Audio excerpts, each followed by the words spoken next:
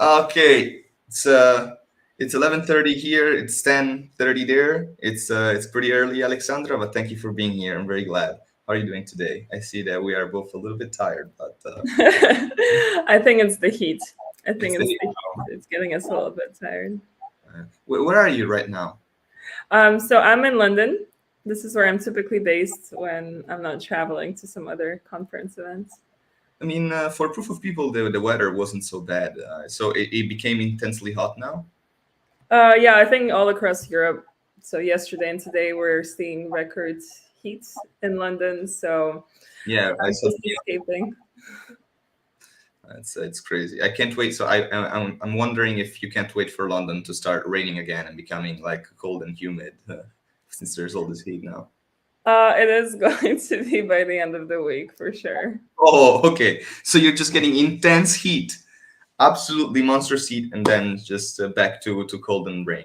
All right. Back to my favorite rain. Yes.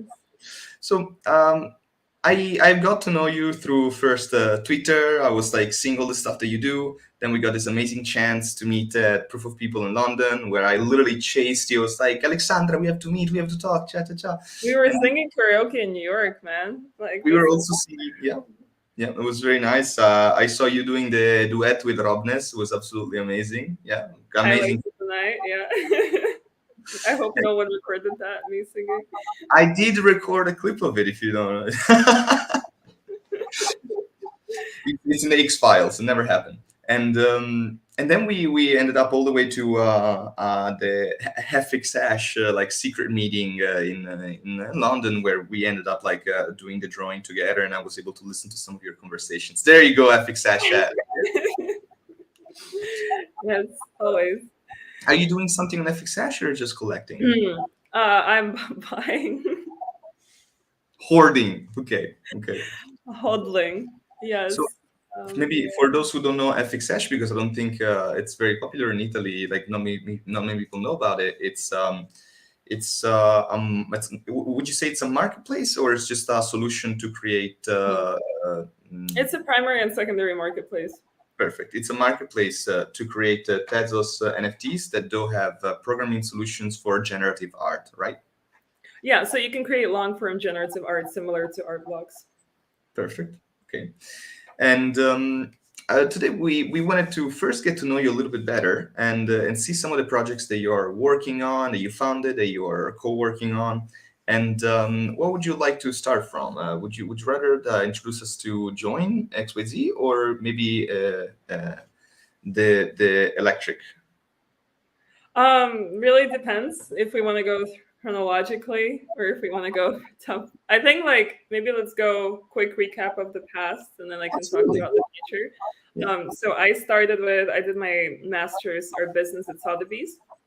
I don't come from an art history background, so for me it was like a really natural way to enter the art market. So I started from the traditional art markets. I had experience working across galleries, auction houses, art fairs.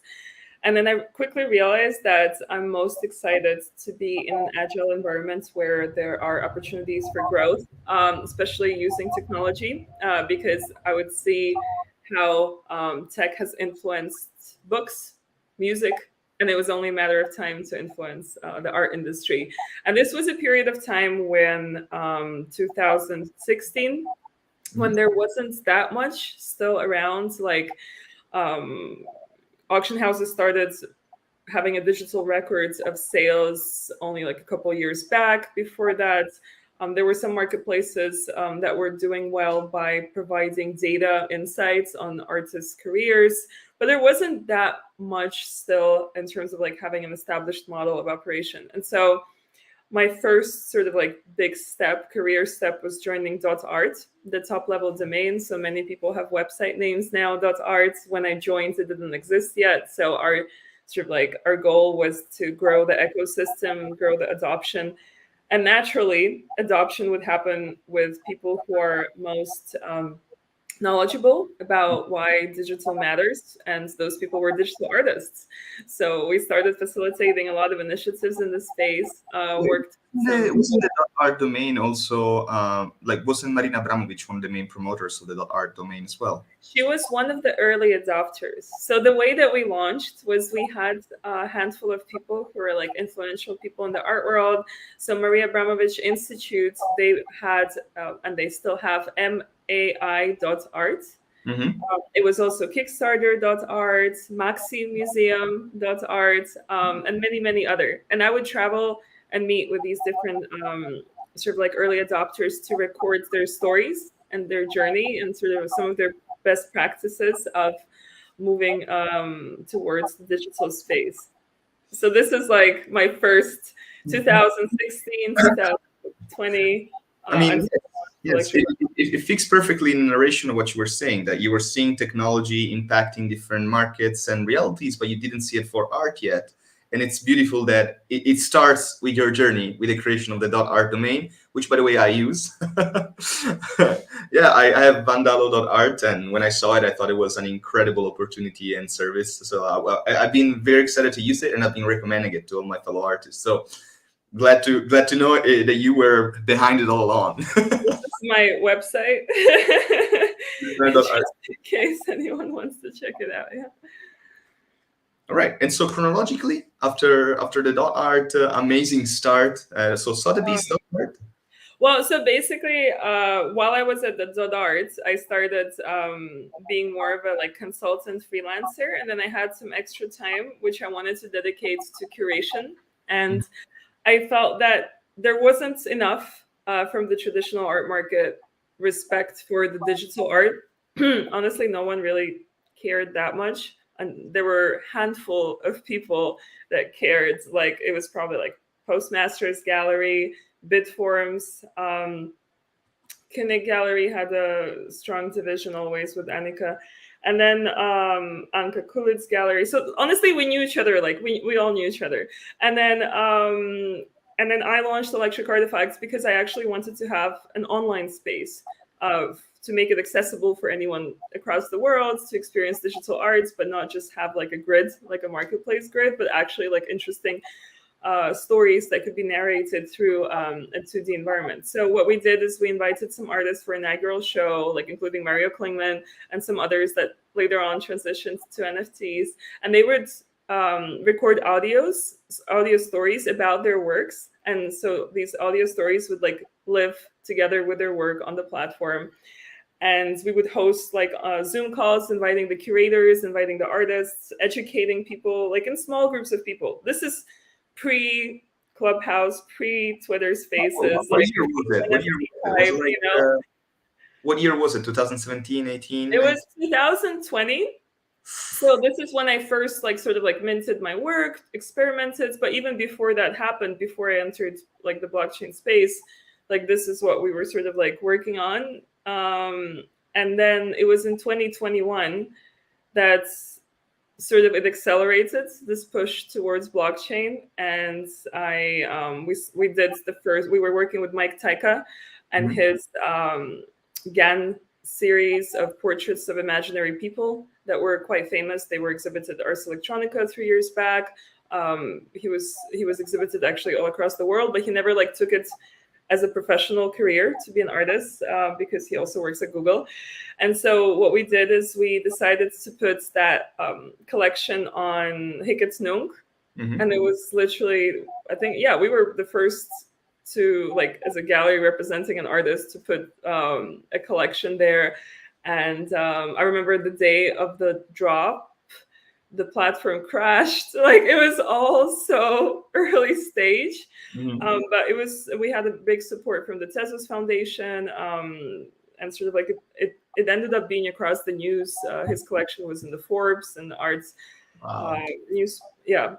Arts in America and like Cointelegraph, everywhere, just because it was something new. And also because it was a stance towards the environmental impact that was taking place at the time.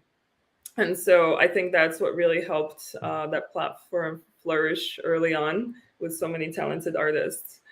I wanted to ask you something when it comes to curation. So, probably from our conversations, you might have understood that I'm managing this sort of like a diffused gallery where all over Italy I'm doing Mhm. collaborations with places that have monitors and are interested in setting up a space for digital art creators, but also Web3 and NFT projects.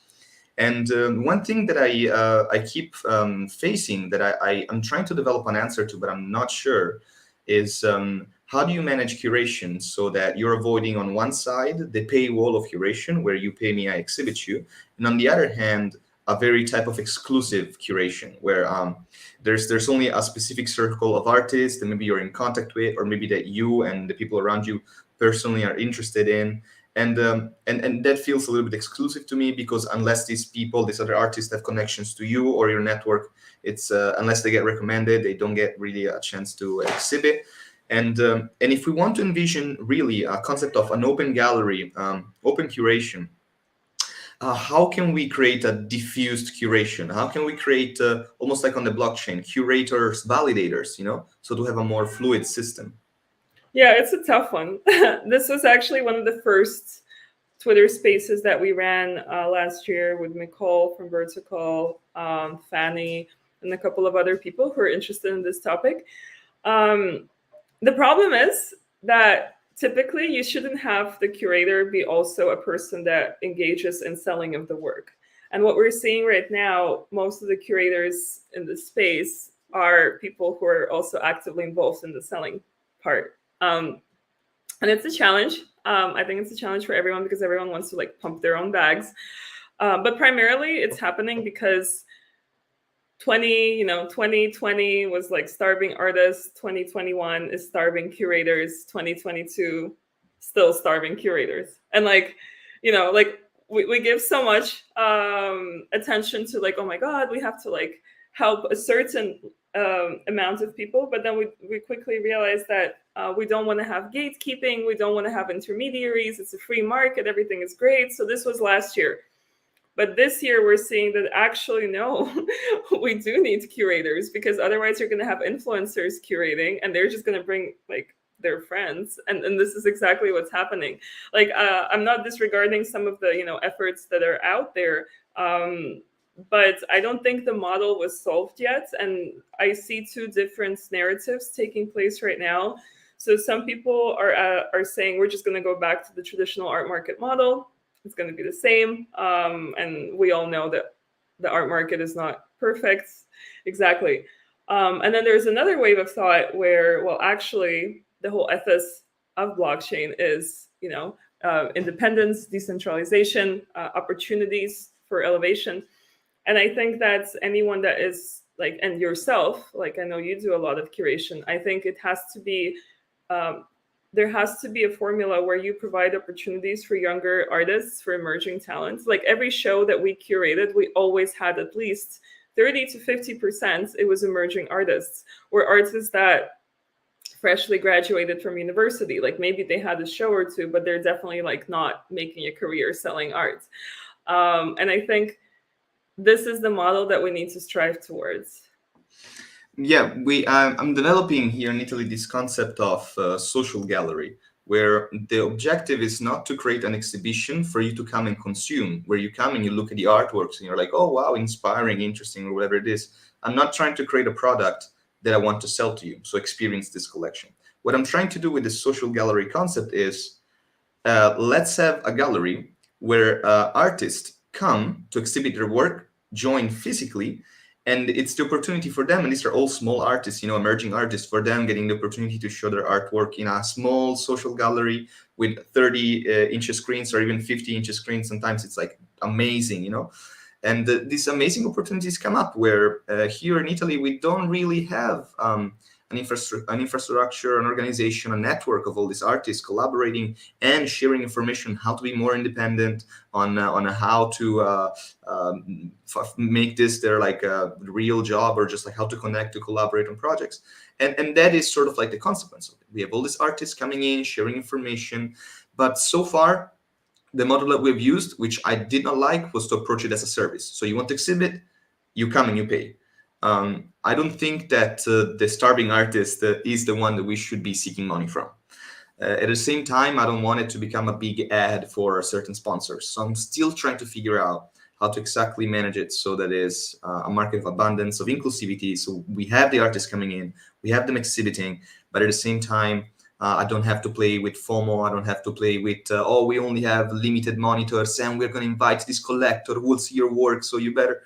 So, and still, I want to provide them a good service. So at the end of the day, what does an artist want? To be collected. So one thing is exhibiting them. One thing is not being able to find them, not even one single collector.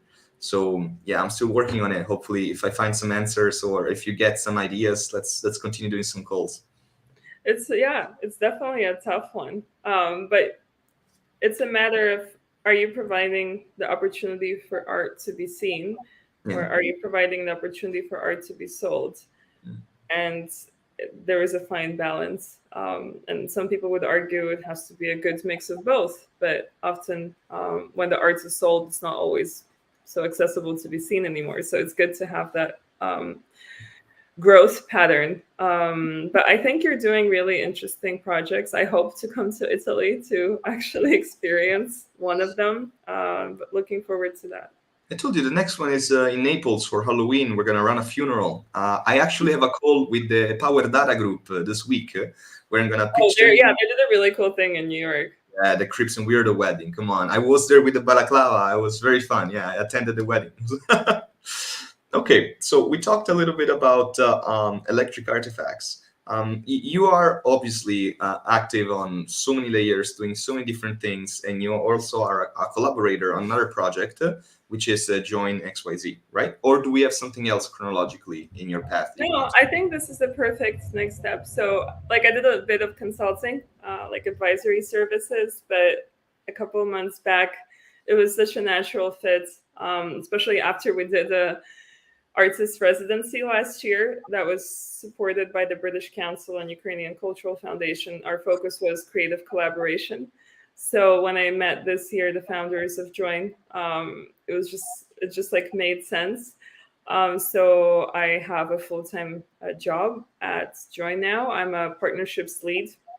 So basically, I lead the partnerships efforts, and we're at the stage where I love the mission, because the idea is basically decentralized curation and co-creation. And I think together there are so many more opportunities. Like, even if you look at the early projects on the blockchain, like if you look at curio cards, if you look at rare pepes, it was all a collaborative effort of something super creative that was possible because there were so many different participants coming together with different set of skills. And so I think these are prime examples towards where we're going to go to, again, especially if we want creative projects to thrive in this ecosystem. And so this is exactly what we're building towards. We have a platform that allows to facilitate creative campaigns for projects to engage their community and think outside the box, think beyond like retweets, giveaways.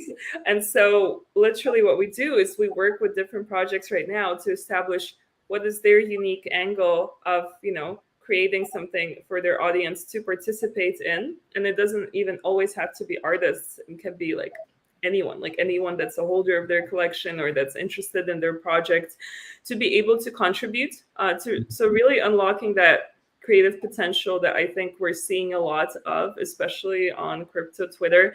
Like even meme competitions, like I've been DJing in these all the time. Like I loved creating like random remixes of things. I just think it doesn't have to be. It would be good for that work to be rewarded on chain.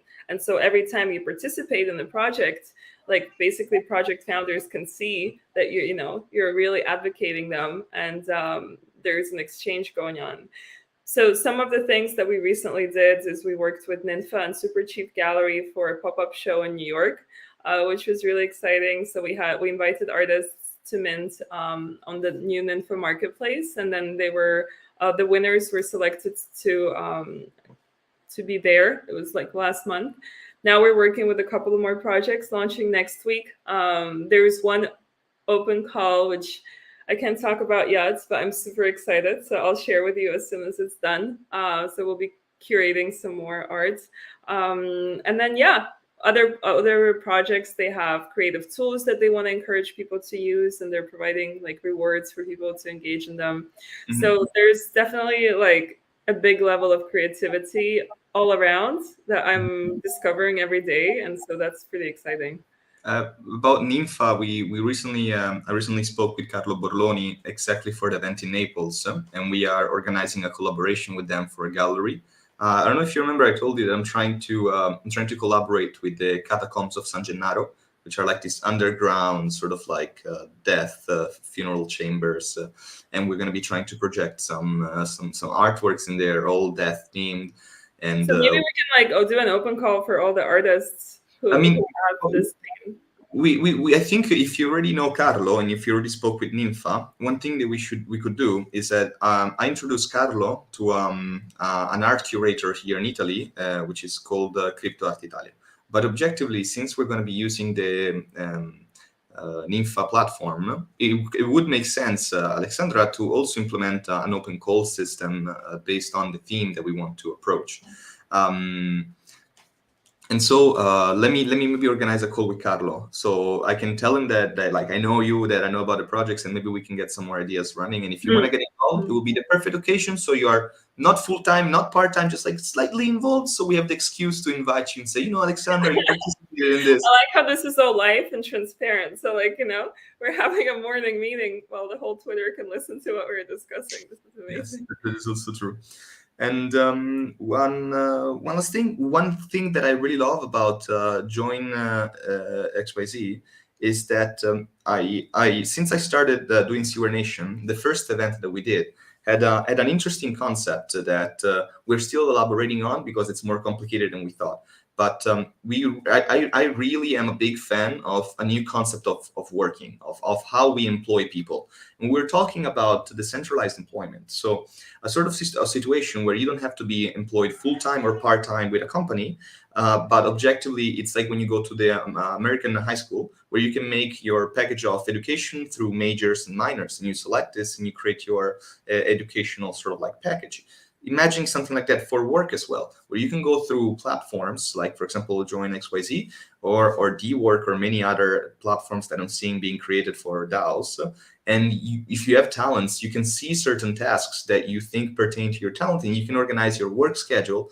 And in this way, by taking responsibility of organizing your own work, you're also freeing yourself, because now you're able to use your creativity and your talents on many different levels and make much more interesting connections that will benefit your working growth and compared to just like working with one company full time. And it brings us back also into the concept of abundance, where you have more talented people working on different projects, where there's no need anymore to create walls between projects, but like blockchain interoperability, we're starting to interconnect everything. So I was very glad to see that on Join XYZ. There are so many open calls for like logo designs and other types of little tasks needed from the communities. And I think that is absolutely interesting. And in our first event, I was telling you, we tried to do decentralized ticket sale. So we were trying to create ticket resellers on blockchain, where you had the NFT of our community. Okay, we airdrop you the tickets of the event, but not one for you. We airdrop you 4, and you can resell them or give them to your friends. When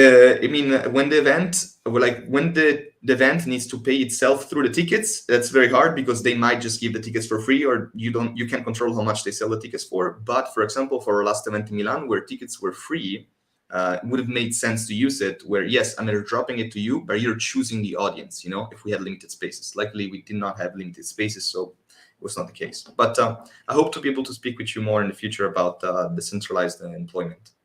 Yeah, there's so many interesting projects that are building towards this.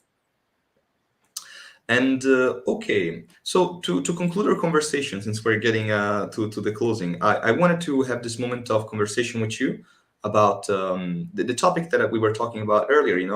These two worlds, these two types of marketing ideals, where on one side we have the need to create scarcity of a product and to make it exclusive, and we see it constantly I believe that there's an oversaturation of luxury in the market where everybody is trying to create luxury products because they know that there are some elites that have the money. And so if you create products for people who have the money, then you can actually get the money. And we were talking about creating services for starving artists. They're not going to pay you, and they're not, at the end of the day, even the audience you want to get the money from. So on one side, I understand the need to create scarcity and exclusivity. But on the other hand, I think that the digital new tools that we're getting might help us to get into a reality where we can plan products that are actually based on inclusivity and not scarcity but abundance. What do you think? Have you seen anything? Have you been thinking of any project based on this? What are your opinions? So scarcity versus abundance in artistic creation. And inclusivity versus exclusivity. Okay, well, I think I would separate those two, maybe. Okay. You wouldn't associate them?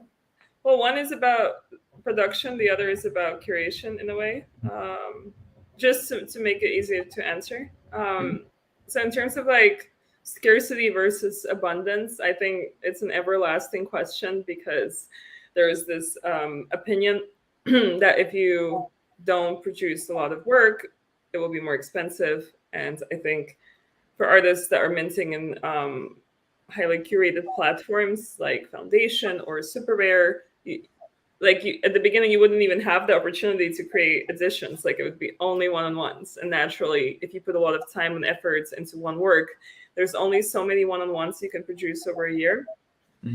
So there's this format, but then at the same time, like on Hic et Nunc, we'd see artists minting every day. It's cheap to mint. You can run like editions of 50 to 100, and there would be a lot of supply. I think both are fair depending on like what you want to do.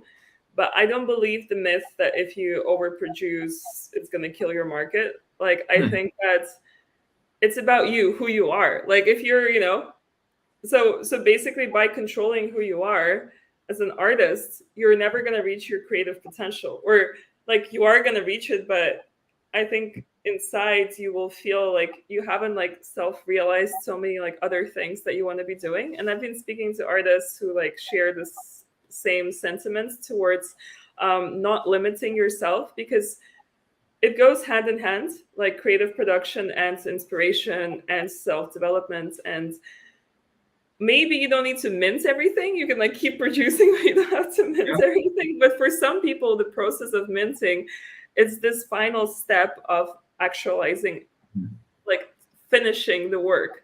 It's almost like a performance, like with Robness, like he mints all over, everywhere, all the time. And it's almost, there was a performance, when he was the digital art bitch or something.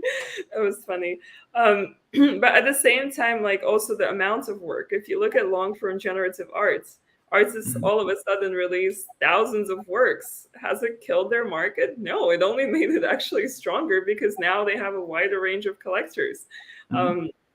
So there are certain like things that work in terms of like being able to assess a market with artists. So often that if an artist has a very recognizable and consistent style, I can see how it attracts collectors to collect the work, because there's a sense of stability and market understanding, like especially from people who collect as an investment. It's easier for them to assess whether it's a good investment. Like as an artist, I was terrible at consistency. I always had to experiment with different styles, but I would always be jealous of like artists, like in a good way, like of X Copy. Like he's a perfect example of consistency, control. Like even though he did release like quite a lot of work with async.art, but still, and Nifty Gateway as well. So there's a lot of his work, but it still comes down to like his work is consistent. Whenever you look at the style, it's him. And he didn't even care that there's so many people doing derivatives. He actually encouraged it. Why? Because it only promotes this, like him as a legend in the space. So these are my 2 cents. Yeah, and we could make an argument on the fact that that is also an inclusive approach, where instead of saying, no, this is my style, like also if you think about lots of brands right now outside of the Web3 reality, for example, when it comes to image property, exclusivity in brands means that my logo is my image property, and if you do use it, I will sue you. inclusivity is like Xcopy saying, I encourage you to use it. It's this understanding that having someone trying to plagiarize your work or just like use it to remix it, it's actually it could, if you know how to use it, it could help you more than how much it damages you. So again, I really think that in the following years, it's not going to be in the like main titles of the journals, because it's a little bit subtle, but we will see a lot of opportunities and just like analysis on these two concepts, like scarcity and abundance, and inclusivity and exclusivity. And we will see if this philosophical approach will be embodied in certain companies, and how will it launch them into the space. So that said, Aleksandra, it was an absolute pleasure. I wish we could be in person. I would love to hug you. Maybe next time we do it. Yeah. Yeah, next time maybe we meet in the metaverse, like for example, Somnium Space, which we work a lot. Nice. Yeah, I'll be wearing my FX hash. and like, yeah, you could get some artists to make you like an FX hash avatar with like the hat and everything like that. You can upload your own 3D avatars, so that would be pretty cool. And they have like this feature where you can hug people, so that'd be very fun. Else, I hug you in Naples in Halloween if you want to come. Yeah, for some pizza and art. Oh, that would be amazing. All right. Thanks so much for this morning. It was a fun chat to warm up for the day.